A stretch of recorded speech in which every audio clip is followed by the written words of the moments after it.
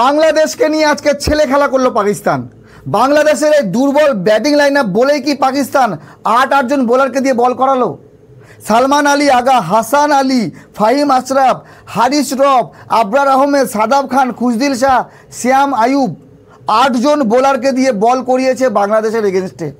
202 রানের টার্গেটে মাত্র 144 রানে অল আউট। শরীফুল যদিও ব্যাট করতে নামেনি, বল করতে পারেনি, মাত্র 3 বল করেছে। শরীফুল থাকলেও এই ম্যাচ জেতাতে পারতো না। বাংলাদেশ যদি ব্যাটিং বলি, শুরু হয়েছিল তানজিদ হাসান তামিম থেকে এবং শেষ হলো তানজিম হাসান সাকিব থেকে।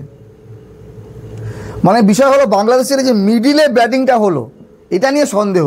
বাংলাদেশের যতই ক্রিকেট বোর্ড প্রেসিডেন্ট চেঞ্জ হয়ে যাক, যতই ক্যাপ্টেন পরিবর্তন হয়ে যাক, বাংলাদেশের ব্যাটিং লাইন আপে এবং ব্যাটসম্যানদের মানসিকতা যদি পরিবর্তন না হয়, তারা ম্যাচ জিততে পারবে না।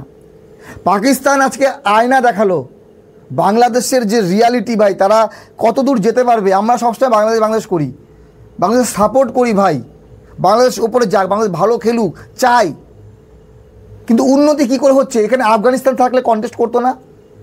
একবার আপনারা মন থেকে বলেন, বাংলাদেশের জায়গায় যদি পাকিস্তানের সঙ্গে আফগানিস্তানে খেলা হতো, আফগানিস্তানের ব্যাটসম্যানরা হাল ছেড়ে দিত? মনে হয় না ছাড়তো।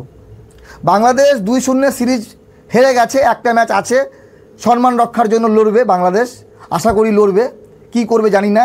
কিন্তু বিষয় হলো যে বাকি যে ব্যাটসম্যান, পারভেজ হোসেন ইমন একটা সেঞ্চুরি মারার পর আমি অনেক নাম করেছিলাম ভাই, এটাই হচ্ছে প্রবলেম বাংলাদেশের, যে একটা ব্যাটসম্যান কন্টিনিউ খেলতে পারে না। সেঞ্চুরি মারার পর সেঞ্চুরি মারতে হবে না, 50 করো, 40, 45, 60, 70 এইরকম করো। লিটন কুমার দাস আজকে 6 রান করেছে 9 বলে, মানে ম্যাচের টার্গেট ছিল 150, সেই হিসেবে লিটন কুমার দাস ম্যাচটাকে নিয়ে যেতে চেয়েছে। তৌহিদ হৃদয় কনফিউজ আত্মা, তৌহিদ হৃদয় এমন কনফিউজ হয়ে গেছে, গত ম্যাচে কত 22 বলে না 23 বলে 17 রান করেছিল, আজকে ভাবছিল বলে রানটা করবে, কিন্তু 5 বলে 5 রান করে আউট। মেহেদী হাসান মিরাজ, আমি বারবার বলি মেহেদী হাসান মিরাজ নাকি টি-20 যেন সুইটেবল না, আজকে তো রান করেছে, কত করেছে? 23 রান 17 বলে, ভালো খেলেছে। লিটন কুমার দাস থেকে, তৌহিদ হৃদয় থেকে। আচ্ছা, জাকের আলী অনেক গত ম্যাচে একটু চেষ্টা করেছিল, 36-35 করেছিল, কিন্তু আজকে গোল্ডেন ডাক মারলো, ঠিক আছে। শামীম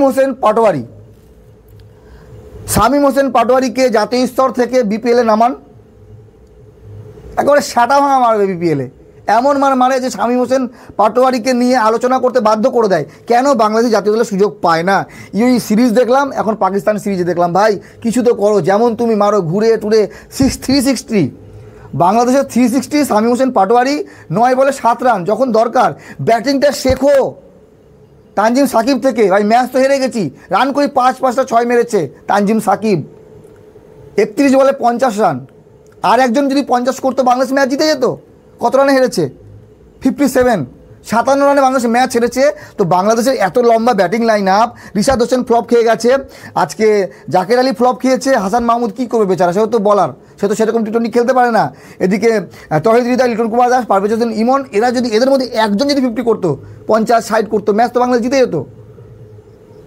তো বাংলাদেশের ব্যাটিংয়ের অবস্থা খারাপ দেখেই পাকিস্তান 8 জন যাকে তাকে দিয়ে বল করিয়েছে, আর বাংলাদেশ ম্যাচ হেরে গেছে, এটাই বাস্তব। এখান থেকে বাংলাদেশকে কামব্যাক করতে হবে। টি-20 বিশ্বকাপে বাংলাদেশ কি সেমিফাইনাল যেতে পারবে? ফাইনাল না, সেমিফাইনাল যেতে পারবে? এই রকম ব্যাটিং নিয়ে যেতে পারবে না। বাংলাদেশের বলিংয়ে কোনো প্রবলেম নেই, কারণ পাকিস্তান যেভাবে বল করেছে, পাকিস্তানে আহামরি বিশ্বমানের কোনো বলার ছিল না। একজন ছিল হারিস রাউফ, খুব একটা ভালো বল করে না সেই রকম লেভেলের, যে বাংলাদেশ বা যে কোনো দলকে 140 রানের মধ্যে আটকে দেবে। বাংলাদেশ ব্যাটিং খারাপ করেছে, বাংলাদেশের বলারও ভালো ছিল। শরীফুল ইসলাম থাকলে কি বাংলাদেশ 180-র মধ্যে পাকিস্তানকে আউট করতে পারতো? কারণ মাত্র 6 উইকেট গিয়েছিল। যাই হোক বন্ধুগণ, আপনাদের মতামত জানাবেন। বাংলাদেশ এবং পাকিস্তান সিরিজ জিতলে অবশ্যই পাকিস্তান শক্তিশালী দল, পাকিস্তানের হোম সিরিজ, হোমে খেলা, পাকিস্তানের ব্যাটসম্যান ভালো, পাকিস্তানের পিএসএল ট্যালেন্ট আজকে খেলতে নেমেছিল, প্রত্যেকে ভালো খেলেছে ভাই, শুভকামনা পাকিস্তানের জন্য, বাংলাদেশের জন্য রইল। আগামী ম্যাচ বাংলাদেশ ভালো ব্যাটিং করুক। যতদিন পর্যন্ত বাংলাদেশের ব্যাটিংয়ে উন্নতি না হবে, ততদিন ক্রিকেটের উন্নতি হবে না, কারণ ক্রিকেটের মেন হচ্ছে ব্যাটিং, বাকি বলাররা তো নিজেদের কাজ করতেই থাকে। বাংলাদেশের বোলিং নিয়ে কোনো কোশ্চেন মার্ক নেই ভাই, যে এই বলারটা ঠিক না, ওই বলার ঠিক না, 1-2 বলার প্রত্যেক ম্যাচে মার খাবে। আজকে শামীম হোসেন পাটোয়ারি সবথেকে ভালো বল করেছে, যে কিনা শরীফুলের জায়গায় বল করছিল, 3 ওভার 3 বলে 28 রান দিয়েছে, বাকি অন্যরা বেশি করে রান দিয়েছে। ভালো থাকবেন সবাই। বাংলাদেশ ম্যাচ হারলো, সিরিজ হারলো, ব্যাস এখানেই আর কি। আর একটা ম্যাচ আশা করি জিতবে, আশা করতে থাকি, যেদিন জিতবে সেদিন আনন্দ করবো। ইয়েস, বাংলাদেশ জিতে গেল, ইয়েস। ভালো থাকবেন সবাই, ধন্যবাদ।